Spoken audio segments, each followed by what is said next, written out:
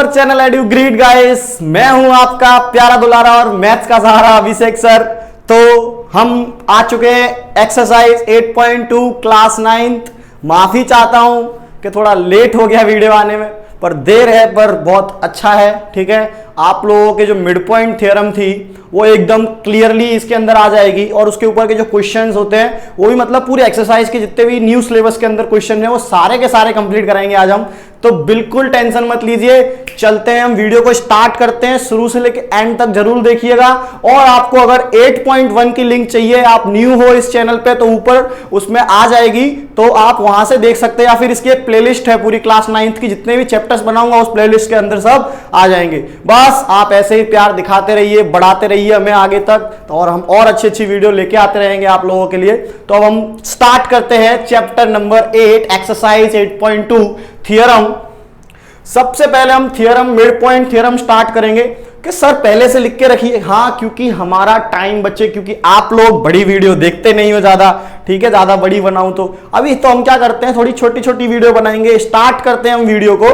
तो mid point theorem, ठीक है, मिड पॉइंट थ्योरम का स्टेटमेंट है the line segment joining the mid points of two side, यानी कि जो ई है और एफ है वो दोनों मिड पॉइंट है। ठीक है, एक साइड के जो दो मिड पॉइंट है उसकी जो लाइन है वो क्या करनी चाहिए, जो तीसरी वाली साइड है ना बीसी, उसको पैरेलल करनी चाहिए। ठीक है, तो देखो हमने देखा कि ई और एफ मिड पॉइंट्स हैं और ए बी और ए सी के हैं, और जो सी डी है वो parallel to B A B है। अब वो इसने बता दिया है पर हमें बताना है कैसे है। ठीक है, चलो ध्यान से देखना।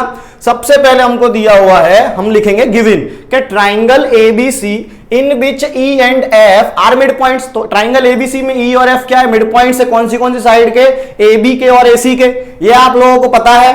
टू प्रूफ के ऊपर चलते हैं। हमें प्रूफ करना है कि जो ई एफ है वो पैरेलल टू बीसी होना चाहिए, और वो पैरेलल टू बीसी तो होना ही चाहिए, और वो DE is equal to half of BC भी होना चाहिए।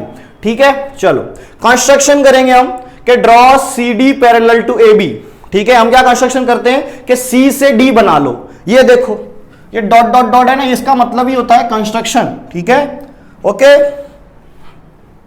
इसका मतलब ही होता है कंस्ट्रक्शन। ठीक है, तो हमने कंस्ट्रक्शन किया है और ई एफ को प्रोड्यूस कर दिया डी तक, यानी ई एफ को डी तक बढ़ा देना है। ठीक है, चलो हम प्रूफ लेते हैं। प्रूफ में हम लेंगे दो ट्राइंगल, एक लेंगे ट्राइंगल ए ई एफ और दूसरा लेंगे ट्राइंगल सी एफ डी। देख लो ए ई एफ और सी एफ डी कौन से, ये वाला ट्राइंगल और ये वाला ट्राइंगल आमने सामने एकदम। चलो अब इन ट्राइंगल के अंदर देखो angle E is equal to angle D, यानी कि जो ये वाला एंगल है और ये वाला एंगल है। ठीक है, देखो ये दो पैरेलल लाइन मान लो कि A E parallel to D C. अगर पैरेलल लाइंस हैं तो ए सी क्या करती है, एक ट्रांसवर्सल रे है। ठीक है, और बी ई और सी डी पैरेलल है तो वो क्या है, ई डी क्या है, एक ट्रांसवर्सल है। हमने chapter number 6 line and angles में सीखा था कि दो पैरेलल लाइन आएगी और एक ट्रांसवर्सल लाइन आएगी तो अल्टरनेट इंटीरियर एंगल बनते हैं। तो बस ऐसे ही इसमें भी क्या बन जाएगा, अल्टरनेट इंटीरियर एंगल बन जाएगा। देख लो कि C D parallel to A B है, यानी सी डी जो है पैरेलल टू ए बी है, तो ए सी क्या है, ट्रांसवर्सल है। ऐसे इधर साइड ईडी क्या है, ट्रांसवर्सल है। इसके लिए क्या आया, अल्टरनेट इंटीरियर एंगल। ओके, उसके बाद में हम दूसरा एंगल लेंगे अपोज वर्टिकली अपोजिट एंगल्स के A F E is equal to C F D. Okay, उसके बाद AF is equal to F C. एफ क्या है, मिड पॉइंट है, ये हमको गिवन है। इसके लिए ये लाइन एक, अब देखो ट्राइंगल में क्या मिल गया, एंगल साइड, तो by AAS triangle AEF congruent to triangle CFD और इक्वल हो गया। तो अब जब इक्वल हो गया तो मैंने CPCT से ले लिया कि जो AE है वो इक्वल टू है CD से। ठीक है, उसके बाद में मैंने लिया कि जो EF है वो इक्वल टू है FD से। ओके, ये मैंने अभी इसको यूज नहीं करना है, इसको हम बाद में यूज करेंगे, पर अभी इसको खाली ले लेते हैं। उसके बाद में मैंने लिया कि AE is equal to BE है, कि जो AE है इज इक्वल टू BE है। ये तो हमें गिव ही नहीं है, कैसे, मिड पॉइंट दे रहा, सॉरी मिड पॉइंट है E, किसका मिड पॉइंट है, AB का, तो AE इज इक्वल टू क्या आ गया, BE आ गया guys.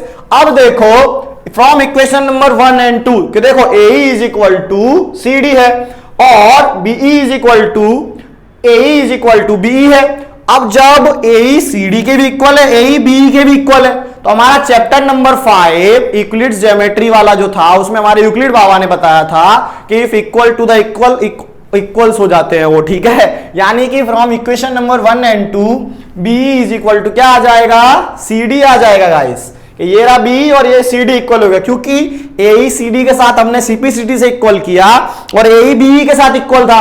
From equation number 1 and 2 ये दोनों भी क्या हो गए, इक्वल हो गए। जब BE is equal to C D बता दिया हमने, तो अपोजिट साइड्स क्या हो गई, इक्वल। और C D parallel to A B तो था। अगर सी डी ए बी के पैरेलल था तो बीई के भी पैरेलल हो जाएगा, है ना। हाफ भी लाइन तो पैरेलल ही होगी ना, उसकी लाइन भले हाफ है, जा तो एक ही डायरेक्शन में रही है ना भैया, तो ये भी क्या हो गई, पैरेलल। अब जब एक अपोजिट साइड इक्वल हो और अपोजिट साइड्स पैरेलल हो तो वो क्या बन जाता है, पैरेललोग्राम।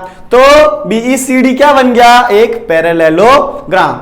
जब बीईसीडी एक पैरेललोग्राम बन चुका है तो उसकी अपोजिट साइड्स भी क्या है, पैरेलल है। तो देखो ईडी पैरेलल टू बीसी, और अपोजिट साइड्स पैरेलल तो है ही, अपोजिट साइड्स इक्वल भी है, ED is equal to BC भी है। तो अब ईडी को लिख सकता हूं ईएफ प्लस एफडी, तो EF plus FD is equal to BC. But मैं यहां पे बता चुका हूं कि EF is equal to FD by CPCT. तो जब मैं यहां पे बता चुका हूं, मान लो 3 मान लो इसको, तो फ्रॉम 3 के ईएफ की जगह पे मैं एफडी की जगह पे ईएफ लिख सकता हूं क्योंकि दोनों इक्वल है। तो EF plus EF is equal to BC, तो 2EF is equal to BC, तो 2 डिवाइड में यानी EF is equal to half of BC. हमको यही तो प्रूव करना था, एक तो पैरेलल होनी चाहिए और एक हाफ होनी चाहिए। देखो हमने लिखा भी था, है ना। तो हमारी इसके साथ में मिड पॉइंट थ्योरम प्रूव हो चुकी है। मस्त एकदम अच्छी राइटिंग में लिखा हुआ है, जो बोलते थे राइटिंग अच्छी नहीं है, इसका स्क्रीनशॉट ले लो, अब तो ले सकते हो। Converse of mid point theorem, भाई उल्टा, जस्ट एकदम उल्टा चलते हैं मिड पॉइंट से, कि इसमें एक मिड पॉइंट है और पैरेलल लाइन है, तो वो दूसरा जो होगा वो भी मिड पॉइंट होगा, बस प्रूव करना है। तो बस जब भी सम आएगा उसमें लिखा होगा कि एक मिड पॉइंट है और एक दूसरे से पैरेलल है, एक दो लाइन और उसमें एक मिड पॉइंट आ रहा है, तो जो उसका साथी है वो भी क्या हो जाएगा, मिड पॉइंट हो जाएगा भैया, ठीक है, by converse of mid point theorem. ऐसे लिख देना है क्वेश्चन में, तुम्हें इतना बड़ा प्रूफ करना ही नहीं है, तुम्हें तो बस इतना लिखना है कि अगर E मिड पॉइंट है और F उसका साथी है और EF पैरेलल टू BC है, तो जो F है वो भी मिड पॉइंट हो जाता है by converse of mid point theorem. बस इतना डाल दो, तुमको पता चल गया कि कन्वर्स की वजह से वो भी होता है। तो याद रखने का कि E के साथ F है और वो पैरेलल है, पर F मिड पॉइंट नहीं है, पर E मिड पॉइंट है तो पैरेलल है, तो उसका जो F है वो भी क्या हो जाता है, मिड पॉइंट हो जाता है। कंफ्यूज नहीं होना है बिल्कुल। मान लो E का साथी कब जम गया है, तो चलो देखो ये रहा फिगर हमारा, जो E है वो मिड पॉइंट है ए बी का, हमें F को मिड पॉइंट प्रूव करना है। तो हमने कंस्ट्रक्शन किया कि C से लेके D तक एक लाइन बनाई और EF को प्रोड्यूस कर दिया D तक, ठीक है। देख लो, given E is the midpoint of AB, EF parallel to BC। देख लो ये भी हमें गिवन है कि जो ये वाली लाइन है EF और वो BC वाली लाइन से क्या है, पैरेलल है, क्योंकि एक ही साइड में जा रही है, वो लाइन क्या हो जाती है, पैरेलल्स हो जाती है, ठीक है। प्रूफ करना है हमें कि F is also mid point, ठीक है। तो ड्रॉ करो, क्या ड्रॉ करना है, कंस्ट्रक्शन करना है कि C से D तक ड्रॉ करो ऐसा कि जो CD है वो पैरेलल टू BE हो जाए। ऐसी डायरेक्शन में ड्रॉ करना है कि ये वाली लाइन और ये वाली लाइन, ये वाली लाइन और ये वाली लाइन दोनों क्या हो जाए, पैरेलल हो जाए। ऐसी डायरेक्शन में हमको उनको ड्रॉ करना है, ओके। उसके बाद में produce EF to D, EF को कहां तक प्रोड्यूस कर दो, D तक प्रोड्यूस कर दो, ठीक है बच्चा लोग। फिर करो प्रूफ।